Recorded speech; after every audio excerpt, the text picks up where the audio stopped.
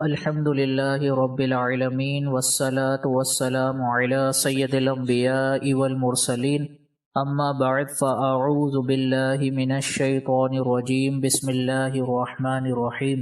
روزہ ٹوٹنے کے دوسرے سبب سے متعلق مزید مسائل ہیں اور انشاءاللہ عز و جل ان مسائل پر اب ہم کلام کرتے ہیں۔ پہلا مسئلہ یہ ہے کہ بوسہ لینے سے روزہ نہیں جائے گا جبکہ انزال نہ ہو، یعنی اگر شوہر بیوی کا بوسہ لے لے تو اس صورت میں اس کا روزہ نہیں ٹوٹے گا بشرط یہ کہ انزال نہ ہو۔ یعنی مراد یہ ہے کہ اگر بوسہ لیتے ہوئے یا بیوی کو ٹچ کرتے ہوئے چھوتے ہوئے اس کو باقاعدہ انزال ہو گیا، ڈسچارجنگ ہو گئی، اس کا مادہ جو ہے وہ خارج ہو گیا چھونے کے دوران ہی، تو اس صورت میں شوہر کا روزہ ٹوٹ جائے گا، لیکن اس صورت میں شوہر پر صرف قضا لازم ہوگی، کفارہ لازم نہیں ہوگا۔ اگلا مسئلہ ہے زوجہ کو کپڑوں پر سے چھوا اور جسم کی گرمی محسوس ہوئی تو روزہ ٹوٹ جائے گا۔ اس مسئلے کی دو کنڈیشنز بنیں گی، دو صورتیں بنیں گی کہ اگر شوہر نے بیوی کو ٹچ کیا، چھوا اور کپڑوں کے اوپر سے اس کو ٹچ کیا تو اب یہاں دو کنڈیشن اس کی بنیں گی کہ کیا جسم کی گرمی محسوس ہوئی یا نہیں ہوئی۔ اگر جسم کی گرمی محسوس ہوئی اور انزال بھی ہو گیا تو اس صورت میں شوہر کا روزہ ٹوٹ جائے گا، اور دوسری صورت یہ ہے کہ جسم کی گرمی محسوس نہیں ہوئی تو اس صورت میں چاہے انزال ہو جائے شوہر کو تب بھی اس کا روزہ فاسد نہیں ہوگا۔ تو دوبارہ اس مسئلے کو سماعت کر لیجئے کہ اگر کپڑوں کے اوپر سے زوجہ کو چھوئے گا تو اس کی دو صورتیں بنیں گی کہ جسم کی گرمی محسوس ہوئی یا نہیں ہوئی۔ اگر چھونے کے دوران جسم کی گرمی محسوس ہوئی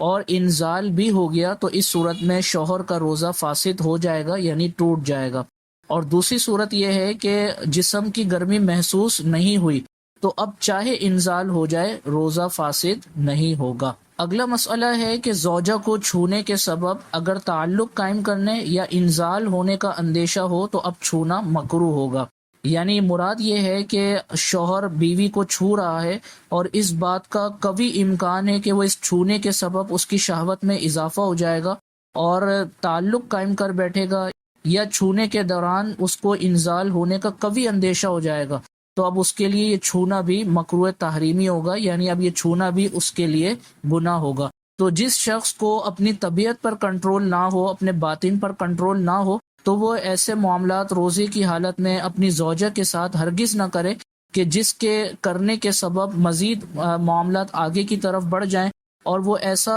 کام کر بیٹھیں کہ جس کے سبب روزہ ٹوٹ جاتا ہے۔ تو ابتداءً ہی یہ کام کرنے میں احتیاط کریں تاکہ روزہ ٹوٹنے کا اندیشہ بالکل بھی پیدا نہ ہو۔ اس کے بعد اگلا مسئلہ ہے ہاتھ سے غسل واجب کرنے سے روزہ ٹوٹ جائے گا۔ تو اب یہاں پر دیکھیں کہ جو میاں بیوی کا تعلق ہوتا ہے اس کے علاوہ اگر کوئی بھی ایسا طریقہ کار اختیار کیا کہ جس سے انسان پر غسل فرض ہو جاتا ہے، جیسا کہ یہاں پر یہ مسئلہ ذکر کیا گیا کہ ہاتھ سے اگر اپنے اوپر غسل واجب کر لیا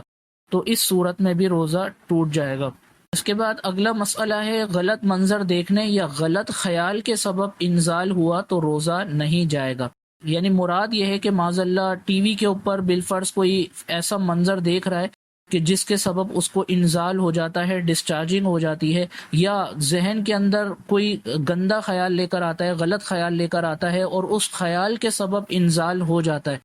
تو اس صورت میں اس کا روزہ نہیں ٹوٹے گا۔